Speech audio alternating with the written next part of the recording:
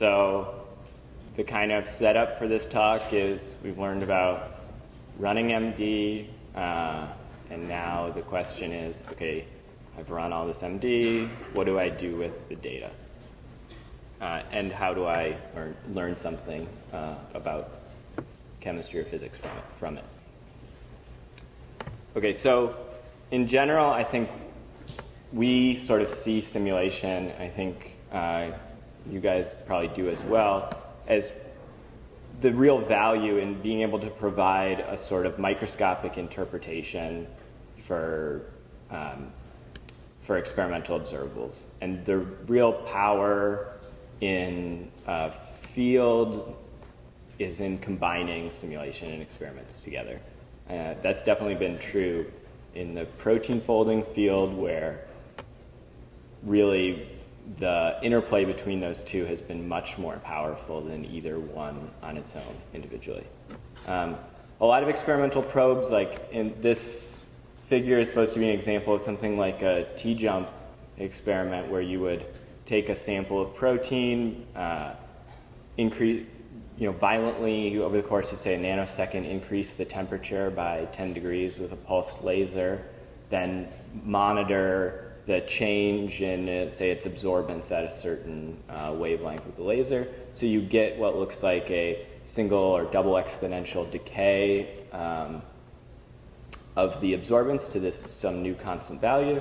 And the question is like, okay, well, what exactly does that mean? You're seeing that there's some dynamics happening on whatever the rate constants of these relaxations are, but without a model to interpret that data, it is itself not extremely meaningful.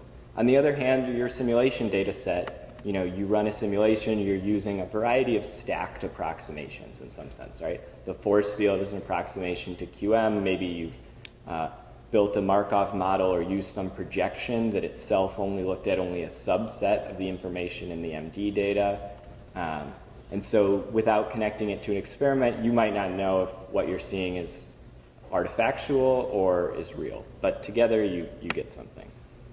Okay, so we've generated, it's very easy with a GPU cluster now to generate gigabytes or terabytes of molecular dynamics trajectories. And on its own, what you have saved in your DCD files are the coordinates of potentially thousands or hundreds of thousands of atoms at a potentially very fine time step, right? So what can you do with that? Well, hopefully MD is useful for making more than pretty movies. If a picture's worth 1,000 words, then a movie's worth like 1,000,000 words or something. So clearly there's a lot of value in looking at movies of molecular simulations. But if we put a lot of effort into being like statistically rigorous in the validation of our force field, in we're not using Berenson thermostat because it doesn't preserve the right thermodynamic ensemble, and yet in the end all we do is watch our simulation as a YouTube clip, it seems like we've missed something in there in terms of going from a quantitative endeavor to just some kind of qualitative result at the end. So hopefully we can analyze, just like with the kind of same statistical rigor that we put into running our MD simulations, hopefully we can put some of the same rigor into analyzing them. Okay, so this is a tricky problem because MD data is hard to deal with in two kind of dimensions. The first is that there are a lot of atoms. So what we have are time series, basically, of positions, potentially velocities, forces, whatever, through time. And these are usually very high-dimensional time series. So if you run a simulation of a 100 residue protein in water, you maybe have 50,000 atoms in your system. If you saved all their positions, then you have 150,000 dimensional time series, right? So it's large in the sort of D direction, and these data sets are usually very, very large in the T direction as well. You've maybe saved millions of confirmations from your MD. Clearly, you could have a smaller problem to deal with by just, say, only saving the frames from your simulation with your DCD reporter, every 100 nanoseconds or something. But that feels a little artificial to make the problem easier by just throwing away more data. Okay, so what we really need to do for any practical analysis of a molecular simulation is dimensionality reduction and simplification. But hopefully we can do that in a principled way. So the first kind of step in dimensionality reduction that you might, that you're definitely already doing if you're using the built-in reporters in OpenMM, is throwing away the velocities. So your DCD file, for instance, to specify a point in phase space, you need phase space is R6n if you have n atoms for classical dynamics, but your DCD reporter is only saving just the positions. So that's already half the dimensions thrown out. Obviously, you can save those if you want them. And then often, say you do a simulation in water, you might, for your analysis, you might do the simulation with explicit solvent, but then for your analysis, you might throw out the solvent. That gets rid of a lot of the degrees of freedom. And then furthermore, you might only consider a subset of the atoms in your analysis. So maybe just where the heavy atoms are, or just the position of the alpha carbons. But even still, with that, you've still got, say, now 100 degrees of freedom if you have 100 alpha carbons, 100 residues. And then you've got their x, y, z coordinates, maybe a few more. So the most common kind of way that people analyze MD simulations is trying to bring that down to 2 dimensions with some kind of a dimensionality reduction. So and then you can plot that on a heat map. And so the figure on the right there is from a Charlie Brooks paper, and it's protein folding energy landscape plotted on 2 reaction coordinates that are the fraction of native contacts in 2 different regions of the sequence. We'll talk about that in more detail. But that's basically supposed to be a summary of a extremely high dimensional data set on 2 degrees of freedom. Okay, so in kind of protein simulations, there's several common projection operators that are pretty commonly used. And with only a sort of change of terminology and maybe a change of focus, I kind of use the idea of projection and reaction coordinate interchangeably. So there's you can make up any projection you like. You could just take the x coordinate of the first atom. But a question of how relevant it is more difficult. So commonly used are things like monitor just the root mean squared deviation to the crystal pose. If you happen to know the crystal structure of this protein, you want to know, is it blowing up or not? Or the radius of gyration, if you want to know if it's collapsed or extended. The fraction of native contacts is look in the crystal structure and count the number of native contacts, so close contacts between 2 residues that aren't adjacent in sequence space, and then for each frame in the simulation, is that contact form or not? You could compute the secondary structure for every frame in simulation and watch the secondary structure evolve over time. And a lot of people have their favorite projections here.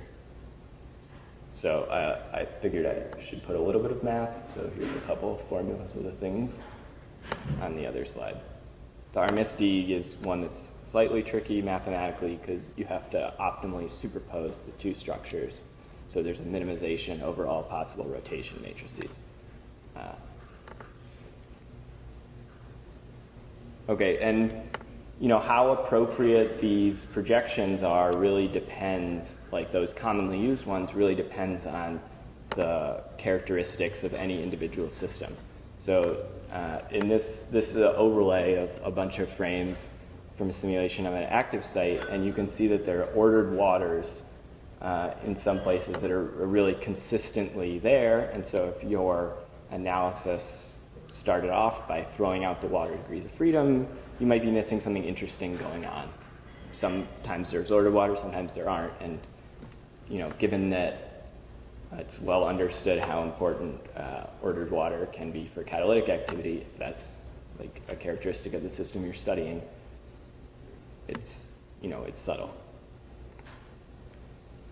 Okay, so another direction then is, instead of just presupposing, okay, we're gonna monitor the RMSD and the RG and make a heat map, and that's the free energy surface from our simulation, and then we'll say, okay, folded, unfolded, or something.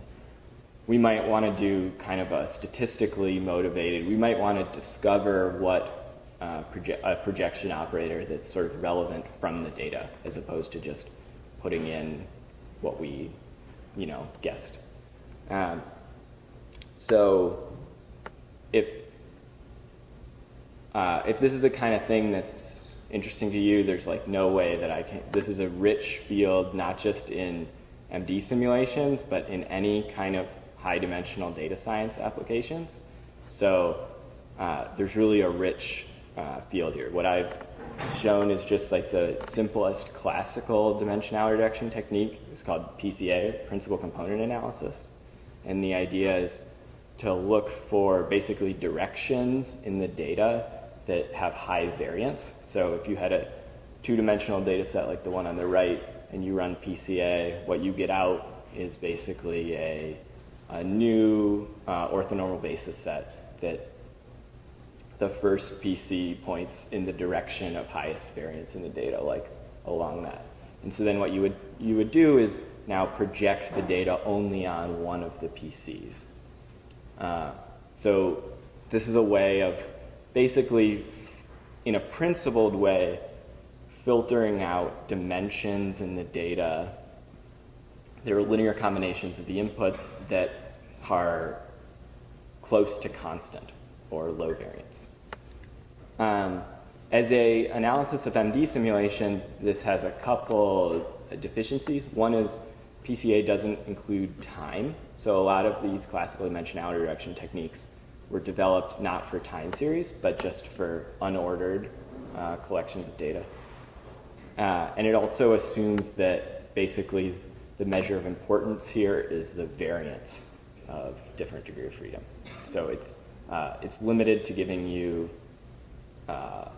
sort of linear projections, like a single direction in the data, or I mean multiple directions, but you can't get curved surfaces. But anyway, in folding data sets, for instance, PCA done on, I think, dihedral angles in the upper right, you can see like multiple minima on the landscape after PCA projection. Okay, and there's a free energy sort of surface or a potential of mean force along any projection that you choose to use. And some of them may or may not be kind of give a suitable description of the kinetics. So if you think back to like undergrad physical chemistry and a reaction coordinate, the real idea of reaction coordinates is that you have this one direction in the data or direction in the phase space that provides basically a suitable description of the kinetics in the entire high dimensional space in this one dimension, which is like a fantastic result. So in general, the sort of mathematics says that the dynamics in the projected space are just some generalized Langevin equation with a arbitrarily complex memory kernel, which is like, it kind of could be anything. And what that memory kernel looks like depends on the quality of the projection. So if you get a really good projection that basically such that dynamics along this degree of freedom are slow, like think about a barrier or something, and dynamics along any orthogonal direction are fast, they just equilibrate, then you get a simple description of the kinetics, like a regular Langevin equation with a trivial memory kernel in this low dimensional space. So there's a lot of interest, I guess, in discovering in, say, a protein folding or other MD data set, discovering in some sense, optimal reaction coordinate, discovering one that would give a good kind of low dimensional description of not just thermodynamics, but kinetics. But you can get quite trapped here. So it is definitely possible to do your projection, to watch your data in this two-dimensional space, and to say, oh, look, we're seeing a transition from between two states or something. But things can sort of sneak up on you in this low-dimensional space because there are sort of pathways in the high-dimensional space between two things that aren't maybe as they appear in two dimensions. So it's actually a really nice paper by Peter Bolus. So giving some kind of examples of how you can be fooled by this type of thing, by things you see the weird hystereses, for instance, because in the degrees of freedom that you projected out, you could have been two different paths, and you think in low dimension that you ended up in the same place, but you didn't, if there are basically barriers in the orthogonal space. I'll just say sometimes, this goes back to the example about the water, but from the other direction. Like, depending on the data set you have, there's sometimes where I kind of emphasize how these projections can be potentially misleading, but there are cases where they're extremely straightforward. For instance, like if you're doing a simulation of a small molecule like H2 binding to a surface or something, like it's very straightforward to monitor the, say, distance between the center of mass of the small molecule and to the plane of the surface, its distance to the surface. There's not a lot of ways you can get totally fooled by that. Or if you're monitoring two things, a ligand binding to a protein, you monitor the center of mass distance. You realize that you're filtering out information, but you're not going to fool yourself.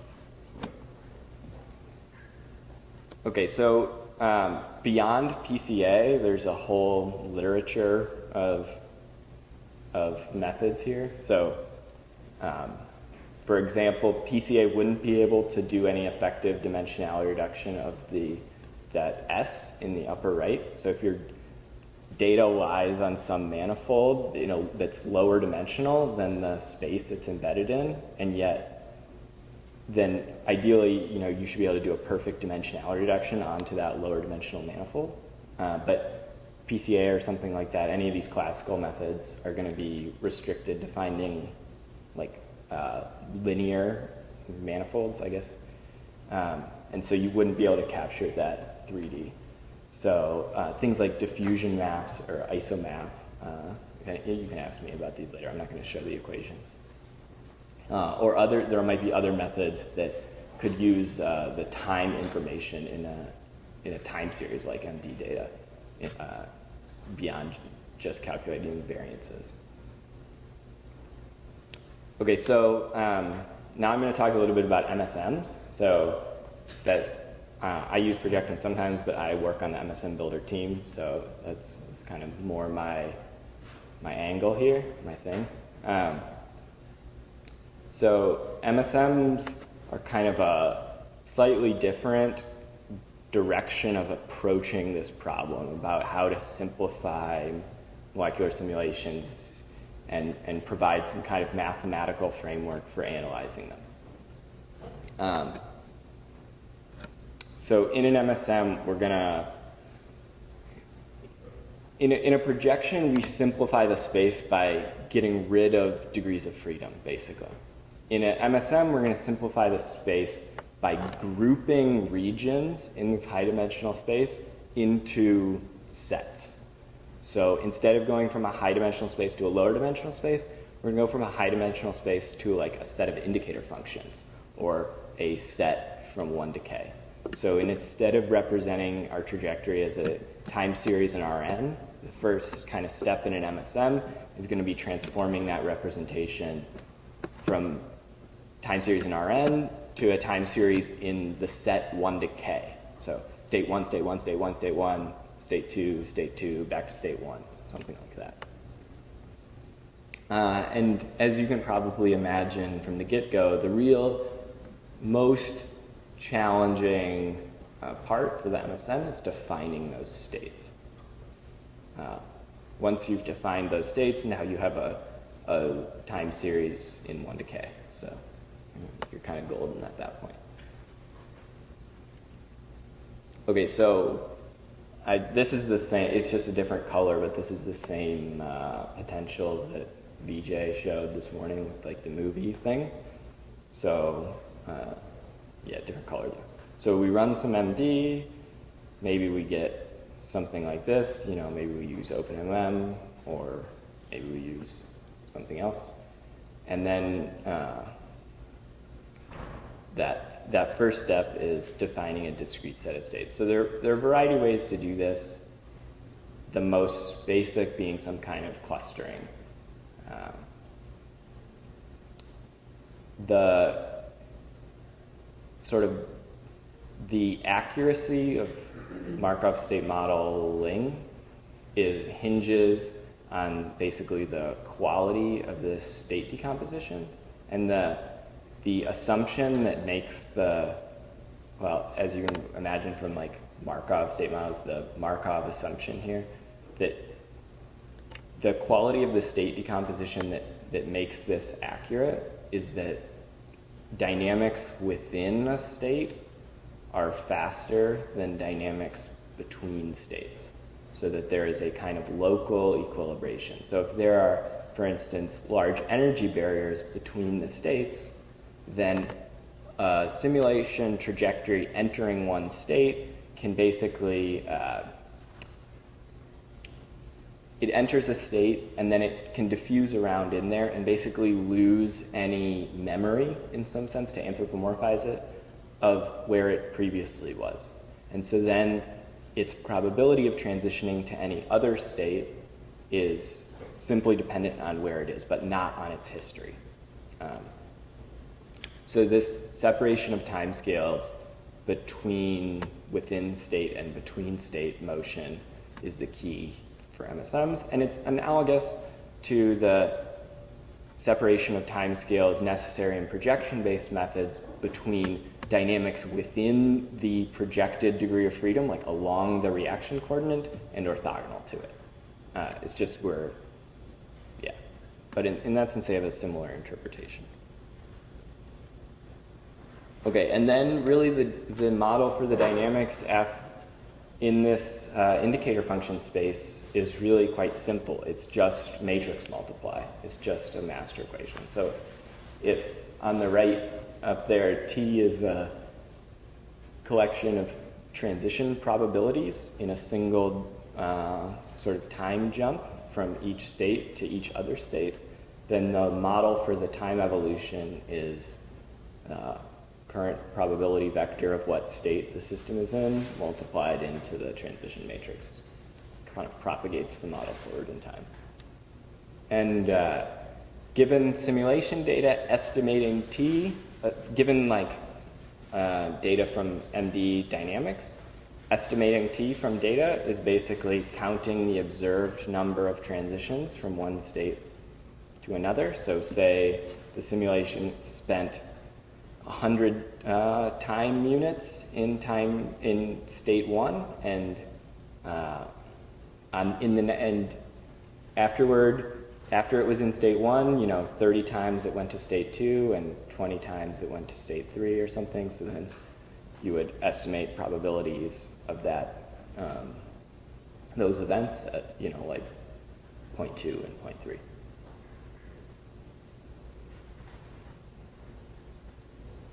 Okay, so what can you do with an MSM? So it has remarkably simple mathematical structure, which permits a kind of pretty nice set of mathematical kind of tools. Okay, so first of all, eigenspectrum of the transition matrix is directly links, and I think I have an equation on the next slide, to the long time scale dynamics. So from an MSM, you can directly get the kind of characteristic timescales of the system. Like there's a relaxation on the millisecond time scale, a relaxation on the microsecond time scale, etc. And those are directly comparable to like observed rates you would get from something like a t-jump fitting a multi-exponential t-jump kinetics. So those are the eigenvalues. The eigenvectors give you basically what the probability flux during these processes is. Like, oh, there's flux from folded to unfolded states on the millisecond time scale or something. It's possible also to group, BJ mentioned this in the morning, lumping, to group states in a principled way together to maximally reproduce the long time scale eigenspectrum. So you can say, you know, I have this model with thousands of states. The model has kind of a description of how rapidly two states are interconverting, and so states that interconvert with one another quickly can be grouped together into so-called macro states. Or something like the mean first passage time. These are relatively simple, I mean a little bit hairy, but relatively simple matrix equations that come up.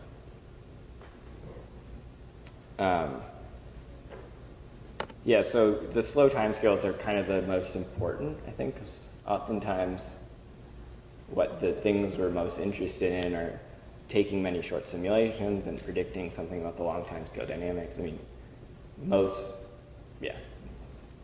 timescale dynamics are often the most interesting. And the basic idea of these eigenvalues being related to the timescales is just that propagated over many, many steps, this repeated matrix multiply, if you just break it down with an eigendecomposition, it's like each eigenvector of the transition matrix gives you a single sort of direction in the data that decays to equilibrium, or direction in indicator function space that decays to equilibrium with a given time constant. Yeah. So what you see like up in the right, for instance, is these the characteristic time constant associated with each of these eigenprocesses in the MSM, and you can kind of see that there are two eigenprocesses that are much longer in time scale than the rest of the sort of spectrum here. And this really is read like a spectrum.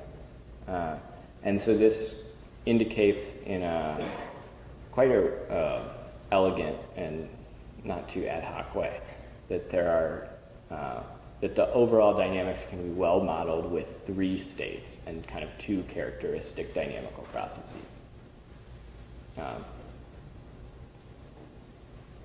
And dynamics on the maybe 10 to the 4 of where all the remaining bunched up lines, those faster timescale dynamics, can't be modeled in this overall kind of three-state framework. But states and rates, this kind of idea of MSMs, it's a sort of framework that connects well with, I think, the way a lot of biochemists or something would view the dynamics of molecules.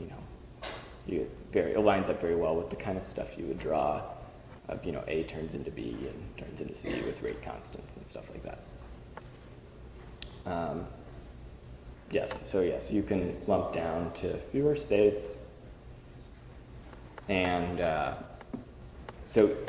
definitely compare to experiments. So the conceptually simplest experiment to compare your results from a Markov model to would be something like trip fluorescence, or forced resonance energy transfer. So these are, say, FRET, forced resonance energy transfer, It's an experiment that reports on the distance between two, or it reports on 1 over the distance to the 6th power, but the distance between two moieties in a protein. And what you would monitor in an equilibrium or in a kind of T-jump fret experiment would be how that distance in an ensemble average way is changing over time after some perturbation. And so you can model that experiment directly with the Markov model, because the first step is saying, well, every Markov state in the model has a certain characteristic value or distribution for this fret observable. Maybe you take structures from every state and you measure the distance in every state between these two, or 1 over r to the 6th, this distance between the two things. And then it's basically this equation, but just you now have on P, you have another operator on it, but the observed signal you would get, like this is a simple, full kind of model for the dynamics. And so if you have a model for the observable in every state, you have a model for the dynamics of that observable. And kind of one of the most interesting things is to try to use these models, not just for quantitative prediction, but also to try to qualitatively understand the landscapes of real systems that we care about, and to build a qualitative understanding of how these things work. So with an MSM, for instance, you can look at flux through different pathways. We can kind of answer questions like, is there one dominant pathway for this process, or are there many dominant pathways? What is the relative flux between them? What events, precede other events? And does kinase activation work by, first the A loop does this and then the C helix does this? Do they do it at the same time? And kind of, obviously one way of answering a question like that, does A happen before B, is to watch the movie. But to answer those questions in a sort of with error bars is a little bit harder, right? That's kind of why we would want to use MSMs.